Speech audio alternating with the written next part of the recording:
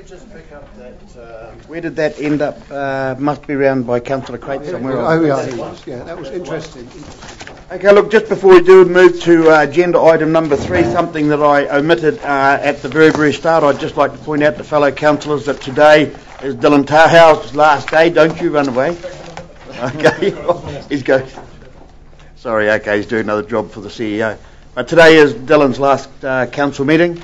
It's been a pleasure to work with Dylan, and I'm sure on behalf of all of us, he's having a little morning tea tomorrow morning, which unfortunately Councillor Johnson and myself won't be at because we've got to go and talk to Grey Power. But our best wishes to Dylan. So good luck in his future endeavours, and he will be sorely missed. So we'll now move to agenda item number 3. Brent is here to talk about this draft waste management and minimisation plan and the hearings of submissions. Apparently there aren't going to be any now. There's going to be a letter presented, I believe. Brent, I'll hand over to you. That's correct, Mayor Rick. Good afternoon, councillors. Today was the opportunity to hear submissions, to deliberate on those submissions and hopefully adopt the plan. The Tutiora Public Health were going to be coming to be speaking to the meeting today. They asked me to have a meeting with them earlier in the week just to clarify some of the points in the plan, and have asked me to submit a letter that affects some of their submission points, and I can go through those points as we work through the submission process with you. Yep, that's fine, Brent. If I could, I'll table their letter. Yep, that's fine.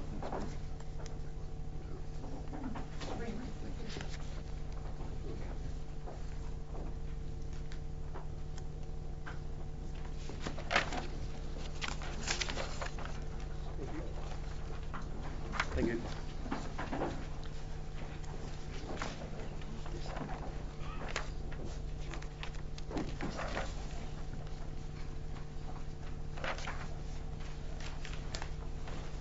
You want us to sit and read through it here with you now? Well, I just probably make the point that the letter really affects only a couple of the points provided by the Public Health Office. I think the first one that was affecting was section 3.3.3, which was the bylaw and regulations section. This is not really the forum for the bylaw. This is the waste minimisation plan. I'll be coming back to Council next month to have a look at the reviewed bylaw. But the Public Health Office have asked to withdraw their submission point as they're happy with the service delivery that's actually been undertaken at the moment. Section 4.2.1, current waste collection services. They also asked if they could withdraw that submission point as well. And section 4.2.3, current recovery services. They were happy to work with council on a little bit more communication and asked if they could also withdraw that point as well. So just from the waste minimisation plan's perspective, we've got a number of initiatives. Those initiatives have been funded through the waste minimisation levy that we pay on every tonne of waste that goes to landfills right throughout New Zealand. Council gets a share of that revenue based on population. That has enabled us to fund some additional service delivery to our community. The rest of the document is pretty much status quo in regards to the services that we provide to our community. My personal point is I think that we punch quite above our weight for a small district to provide waste minimisation opportunities for our community. So the target of 3% is reflective of the revenue that we get from the government to provide new initiatives. But I think from my perspective the initiatives that we've got on the table are ones that can achieve a good bang for buck. The other submissions that we've had are all in support, except for one that was providing an option for composting services delivery when we renew or relook at those contracts. So unless you want to go through the submission points, I'm happy to answer any questions. Okay, and if you feel anything should be pointed out, if you do so, would be great. And in the meantime, Councillor Williams. Yes, thank you. Just a couple of questions here with regards to the Toi Tiora Public Health submission with regards to rural collection. Clearly that their request would come at a huge cost. But the first question is, would you, is there any work you're doing to looking at perhaps collective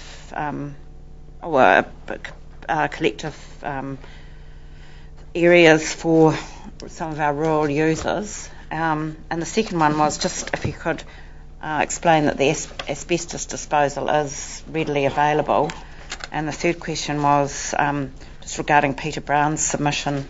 Is there anything there that you feel that we could move on in the near future as far as your resources and the practicalities of it? Okay, so if I can just address the first question, which was around rural service delivery.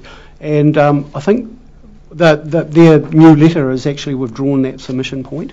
But their point was about an understanding of what's happening in the rural environment in regards to waste disposal.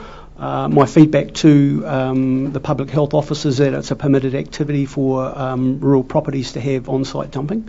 And I think they were really interested in the fact that you're still able to do on-site dumping on farms, and where is the information that they can gather to try and find out what that means in regards to disposal on site. Is that offal holes and the like? And so my advice was them if it's a permitted activity through the regional council. So from our council's perspective, the regional council should be the one that's actually providing that information for them. What we've been able to do in regards to service delivery is provide for transfer stations for rural service delivery. It seems at odds that the offal hole is allowed when you look at the resource management criteria, Resource Management Act criteria for dairy farmers, and specifically with regards to chemicals going down offal holes. I think there's been water tables. I think there's been a marked improvement through the dairy industry, putting in ISO programs for making sure that milk quality's up to grade. I think there's probably a little bit of work that other farms can do to avoid on-site dumping. We have provided a service for them, and I think the public health officer are interested to go and knock on the regional council's door to try and find out a little bit more information. Oh, as far as the asbestos disposal into the landfill, I think they've changed their submission point on that as well. One of the consent agreements that we had with the Tahara Mountain Trust at the time of granting consent for the Broadlands Road landfill, the Tahara Trust Tahara Mountain Trust asked council not to accept asbestos into the site. Obviously we agreed to that. What we do is we advise people that have asbestos, and there's through buildings and so forth, of people that can handle that material. There is a disposal point at Hampton Downs. Understandably, that's a long way away, but we obviously want to be able to handle that material appropriately. And the decision and the discussion with the public health officers was about providing a little bit more education, prominently from the public health office, but with council assisting to make sure that that material is handled appropriately into the future. If I can address the last... sorry, just one question on that. So it's the council that's monitoring, because I understand there are quite a number of buildings, especially built in the 60s, that do have asbestos content here, so that the council is monitoring any demolition or any, just to make sure that we do have the right practices and that these people are getting rid of that material in a safe way.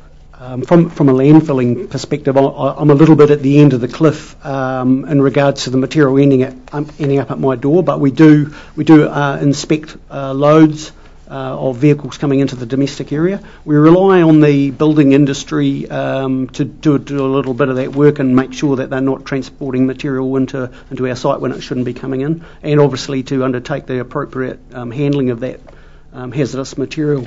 I'm not quite sure about what the building inspectors are requiring at the time of demolition. Council doesn't issue demolition certificates without an inspection of the premises to make sure it's clear or not of asbestos. Thank That's you. at the point of the demolition certificate being issued. And if it has asbestos, it has to be proven to council that it is wrapped up and transported to Hampton Downs.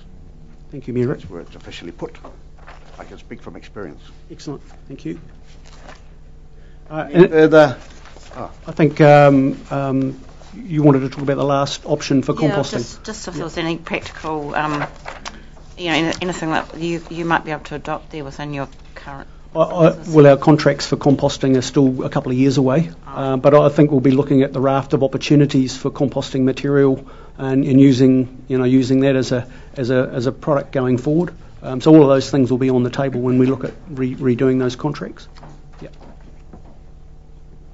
Councillor Hickman? Brent, the subsidy on home composting bins. Yes. What's the process of perhaps applying?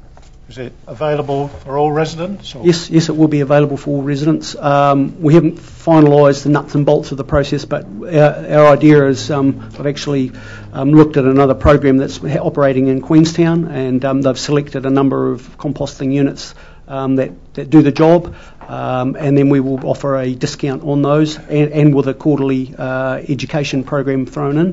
One of the issues that the Public Health Office made was, if you're going to do new initiatives, make sure that we're not creating any other public health type issues like vermins after food or Legionnaire's disease and those types of things. But from a home composting initiative, we want to help people invest in a composting unit and be able to compost appropriately.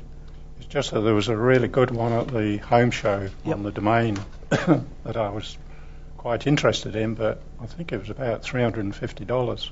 It was quite expensive, but it was all contained and really quite a nice, safe, compact unit that you could use at home without any smells or anything. So we'll be evaluating a number of them, and if you can send me some details, Councillor Hickley, I might be able to have a look at that one. But there'll be 3 or 4 probably that we'll offer a discount on. Okay. And would you have to attend the workshops if you get the subsidy? Or? Well, I'd like to think that we'd attend the workshops, Councillor Hickley. Councillor Kirk?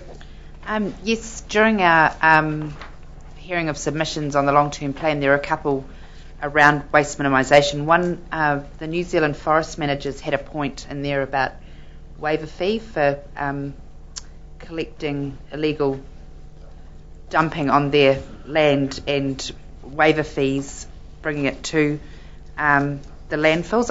And it was going to be brought over into the submission part of this plan. I'm just wondering if that had been done. Well, I did have a chat with Helen at the time. I'm not sure if she's yes. Yeah, Helen, she is. From my perspective, the fees and charges were actually an LTP type issue, as opposed to the waste minimisation plan was talking about sort of a way forward and new initiatives. I think the forest managers regularly come and knocking on the door looking for a discount entry fee into the landfill. Obviously, it's not my call in regards to whether they get waived fees, but we don't really want to incentivise people going to the back blocks, dumping it in there and getting it in for free into the landfill. And we would hope that forest managers put the appropriate fences or gates or things to stop people getting into the forest to dump. So that will be addressed in the reply back to them, I presume? Yes. Okay, thanks. Councillor Downard?